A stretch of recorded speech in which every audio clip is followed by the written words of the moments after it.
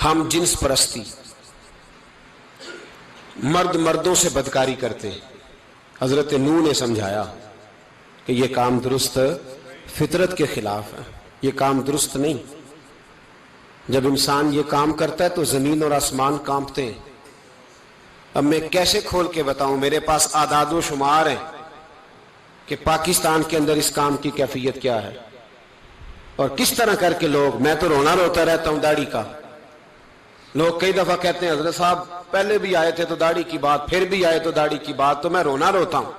اس لیے روتا ہوں کہ جو کلین شیو نوجوان ہوتا ہے وہ امرد کے حکم میں ہے، اس پر وہی حکم لگتا ہے جو عورت پہ لگتا ہے۔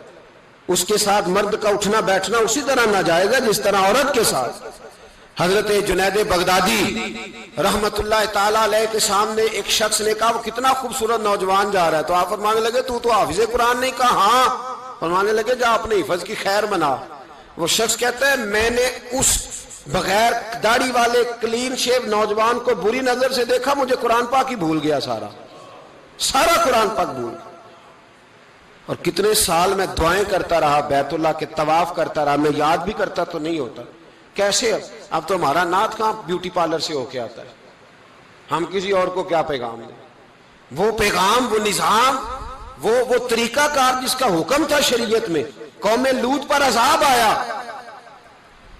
صحیح بیٹھتے ہوں گے بچے جو موٹر سائیکلوں پہ بیٹھتے ہیں، میں نے گجرانوالہ کی سڑکوں پہ بچوں کو، نوجوانوں کو جو تماشے کرتے سرے عام دیکھا ہے تو مجھے ڈر لگتا ہے، اور کوئی روکنے والا نہیں، شغل ہو رہا ہے، ہنس رہے ہیں، اور سامنے عورتیں بھی ہیں، سب ہو رہا ہے۔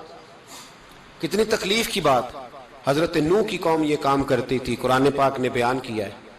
حضرت نوح نے سمجھایا، فرمایا رب کریم نے تمہیں اپنی خواہش پوری کرنے کے لیے جائز طریقہ عطا فرمایا، عورتوں سے نکاح کرو، اور اس نکاح کی برکت سے جو اللہ تمہیں اولاد دے گا اس کو اللہ تبارک و تعالیٰ تمہارے لیے باعث بخشش بھی فرمائے گا۔ لیکن جب قوم نہ مانی تو جو قوم لوط کا عمل کرے اس کا علاج قرآن نے بیان فرمایا کہ آسمان سے پتھر برسیں گے، پھر پتھر برسے، اور جن کے بڑے بڑے اچھے دماغ تھے ان کے دماغ چکنا چور کر دیے گئے، تباہ کر دیے گئے، ان کے دماغ زمین پر بچھاڑ دیا گیا۔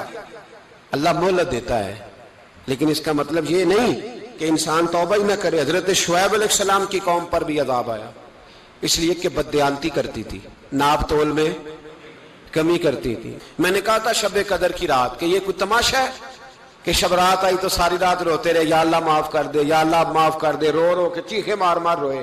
شب قدر آئی تو پھر چیخے ماری، ساری رات روئے۔ تو جس بندے کا پروگرام ہی نہیں سویرے بدلنے کا، دکان پہ بیٹھ کے پھر وہی ناپ تول میں کمی، پھر وہ اللہ تعالیٰ معاف کرے۔ میں ایک مضمون پڑھ رہا تھا تو وہ فوڈ کے اسپیشل لوگ تمہیں لکھا تھا مہربانی کرو ملاوٹ ہی اچھی چیز کی کر لو، مرچ میں کیری تو نہ ملاؤ اینٹوں کی، وہ تو بیمار کرتی ہے، وہ تو خون کی آنتوں کو روک دیتی ہے۔ وہ کہنے لگا، اور وہ کہتا ہے میں تمہیں بتاتا ہوں کون کون سی چیز ملائی جا سکتی ہے، وہ ملا لو۔ خدا را اس قوم پہ رحم کرو، مہربانی۔ ایک دوست ہے ہمارے، میں وزیر آباد میں ان کے گھر بیٹھا تھا تو ایک میڈیکل، میرا کسی شخص پہ اعتراض کرنے کا میں مجموعی بات کرتا ہوں۔ میں ایسے ڈاکٹروں کو جانتا ہوں جو اللہ تعالیٰ فضل کرے سچ مچ کے نیک ہیں، اچھے لوگ۔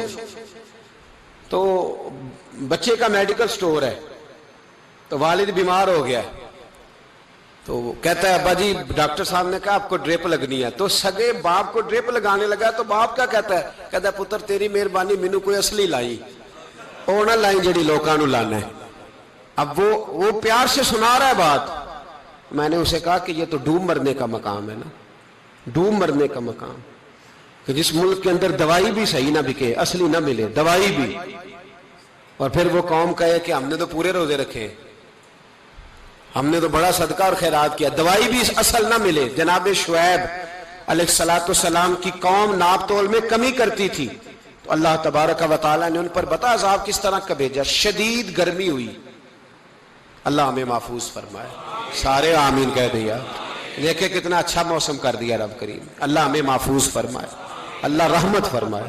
شدید گرمی کی لہر آئی، باہر اتنی گرمی ہوئی کہ لوگ اپنے گھروں میں گھس گئے، جس طرح سورج کی شعائیں گھروں کے اندر داخل ہو جاتی، اس طرح گرمی کی لہر اندر داخل ہوئی۔ اور جس طرح کسی کو آگ لگ جائے تو وہ آدمی اچھلتا کودتا ہے نا، اس طرح یہ لوگ اچھلنے لگے اور اچھل کود کے مر گئے۔ جرم کیا تھا؟ ناپ تول میں کمی کرتے۔ حضرت داؤد کی قوم بھی تباہ ہوئی۔ جرم کیا تھا؟ ہفتے والے دن مچھلیاں نہیں پکڑنی تو یہ پکڑتے تھے۔ حکم ہے نا مسلمان کو نماز کے ٹائم کوئی اور کام نہیں کرنا، نماز پڑھنی ہے۔ تو میرا خیال ہے مسلمان تو فٹافٹ آ جاتے ہیں، سارے ہی پہنچ جاتے ہیں نا مسجدوں میں۔ ہلکا ہلکا بول رہے ہیں آپ، کیوں نہیں پہنچتے؟ اگر حضرت سیدنا، اور پتہ انہیں سزا کیا ملی؟ اللہ نے فرمایا اس ٹائم عبادت کرنی ہے، کام نہیں کرنا، وقت نہیں ہے کام کا۔ انہوں نے مچھلیاں پکڑی، 12,000 لوگ تھے۔ پتہ ہے مالک نے سزا کیا دی؟ بندر بنا دیا اللہ کریم۔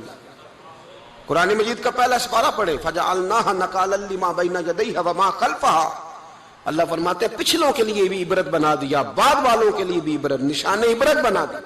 بندر بن گئے، اور جو ان کے دوست جو بچ گئے تھے ان کے پیر چومتے تھے، روتے تھے۔ 3 دن بندر بن کے زندہ رہے، پھر اللہ نے سب کو اجتماعی موت دے دی۔ اگر مسلمان سے اللہ کہے کہ نماز کے ٹائم کاروبار نہیں، جمعے کے ٹائم کاروبار، تو مسلمان کہتا ہے نہیں مجھے مہلت ملی ہوئی ہے۔ یہ تو اس وقت پتہ چلتا ہے نا جب بچے ڈیوٹی لگاتے، ہاں ہاں ہاں عذاب آتا ہے، اس وقت پتہ چلتا ہے۔ میں نے دیکھا یہ منظر، اس وقت پتہ چلتا ہے جب بچے کسی ملازم 6,000 کی ڈیوٹی لگاتے، کہتے ہیں ابے کا دھیان رکھنا، ہم دکان پہ بیٹھنے لگے۔ پھر اسے سمجھ آتی ہے اگر میں نماز کے ٹائم مسجد میں ہوتا تو آج میری اولاد میری خدمت میں ہوتی۔ میں نماز کے ٹائم مسجد نہیں گیا تو بچوں نے 6,000 کا ملازم بٹھایا ہے، ابا جی کا خیال رکھ، ایک نرس بلائی ہے تو خیال رکھ۔ کدھر ہوتے ہیں مسلمان نماز کے ٹائم؟ ایک عیسائی نے اعتراض کیا ہے، سنیں، وہ کہتا ہے مجھے لگتا ہے مسلمانوں کے 3 خدا ہیں۔ مسلمان اڑ گیا، کہنے لگا نہیں ہمارا تو ایک ہے، کہا نہیں 3 ہے، معاذ اللہ استغفر اللہ، ہمارا ایک ہے۔ کہنے لگا نہیں میں ثابت کرتا ہوں، ایک تمہارا خدا 5 نمازوں کا ہے، ایک رمضان کا ہے، ایک عید کا ہے۔ لگتا ہے معاذ اللہ عید والا زیادہ تگڑا ہے، تم زیادہ آتے ہو۔ رمضان والا لگتا ہے اس سے کچھ کمزور ہے، تم تھوڑے آتے ہو۔ اور 5 نمازوں والا شاید سب سے کمزور ہے۔ بات عقل کی ہے کہ نہیں؟ اس نے اعتراض ٹھیک کیا تو مسلمان کو چاہیے نا خیال کرے۔ ایک یہودی نے لکھا تھا، اس نے کہا تھا جس دن مسلمانوں کی تعداد فجر کی نماز میں اتنی ہو گئی جس دن جتنی جمعے میں ہوتی ہے، اس دن نہ کوئی یہودی سازش کرے گا نہ کوئی عیسائی تلوار نکالے گا۔ شرط یہ ہے کہ یہ اسی طرح فجر پڑھنے آئیں جس طرح جمعہ پڑھنے آتے ہیں، تو پھر کوئی شخص بھی ان کو کسی جگہ شکست دے سکتا تو ہمارے گناہ ہمیں پریشان کرتے ہیں۔ یہ جتنی آزمائشیں ہیں ان کے پس منظر میں گناہ ہیں۔ ہماری زندگی کے اندر جتنی تکلیفیں، ہماری پریشانیوں کا سبب ہم خود ہیں۔ بہت ساری جگہوں پہ ہم غلطی کرتے ہیں، اس کی ہمیں سزا ملتی ہے، غلطی کی سزا۔ ایک نوجوان نے مجھے بڑی گہری بات سنائی، میرا قریبی تعلق تھا، کہنے لگا گھر میں بڑا مسئلہ ہے، بڑی پریشانی ہے، ماں اور بیوی کا ماحول اتنا سخت ہو گیا ہے کہ نمٹ نہیں سکتا۔ آپ یقین کریں میں نے ڈیٹیل سے ساری چیز کو سٹڈی کیا، میرے پاس اتنا وقت نہیں ہوتا، پھر بھی میں نے اس فیملی کو پورا پڑھا تو غلطی نوجوان کی نکلی۔ نہ اس پہ اماں اعتبار کرتی ہے نہ بیوی اعتبار کرتی ہے۔ اس نے جھوٹ بول بول کے اس طرح کی ماحول پیدا کر دیا ہے کہ کوئی اس پر اعتماد کرنے کو تیار ہے۔ اگر آپ ناراض نہ ہو تو ایک بات کروں، پتہ ہے گھر میں ماحول کب خراب ہوتا ہے؟ باہر والے ہماری تقریر سنتے ہیں، گھر والے ہمارا عمل دیکھتے ہیں۔ جب وہ دیکھتے ہیں نا کہ یہ کس طرح کا شخص ہے، اس کے رویے، اس کا کردار، اس کا لب و لہجہ کتنا برا ہے اور یہ کردار کا کتنا کمزور ہے۔ اعلیٰ حضرت فرمایا کرتے تھے نیک وہ ہوتا ہے جس کی تنہائی صاف ستھری ہوتی ہے، اس لیے ماحول بگڑ جاتا ہے۔ یہ جو ہم کہتے ہیں نا میرے سجن بڑے بنتے ہیں پھر ٹوٹ جاتے ہیں، کچھ لوگ ایسے ہوتے ہیں جو ان کے پاس جاتا ہے انہی کا ہو جاتا ہے، وہ کہیں اور کے قابل کیوں بھلا؟ اس لیے کہ ان کے کردار میں ٹھنڈک دیکھتا ہے، ان کے لب و لہجے میں مٹھاس دیکھتا ہے، اس شخص میں اتنی خوبصورتی دیکھتا ہے کہ اسی کا بن جاتا ہے۔ حضرت ابراہیم بن ادم کے پاس ایک نوجوان آیا، کہنے لگا میں گناہ کرنا چاہتا ہوں۔ فرمانے لگا بالکل کر، اللہ کا دیا ہوا رزق کھانا چھوڑ دے اور گناہ کر۔ کہنے لگا یہ نہیں ہو سکتا۔ فرمانے لگے چل پھر اس طرح کر، رب کی زمین پہ نہ رہ، کسی اور کی زمین پہ چلا جا۔ کہنے لگا یہ بھی نہیں ہو سکتا۔ فرمانے لگے چل اللہ کی چھت سے نکل جا. کہنے لگا یہ بھی نہیں ہو سکتا, تو آپ رو پڑے. فرمانے لگے پھر جناب اسرائیل جب آئیں تو ان سے کہنا مجھے 2-3 سال کی مہلت دے دے, پچھلی میری گناہوں میں گزر گئی, میں ذرا 3 سال عبادت کر لوں. تو وہ شخص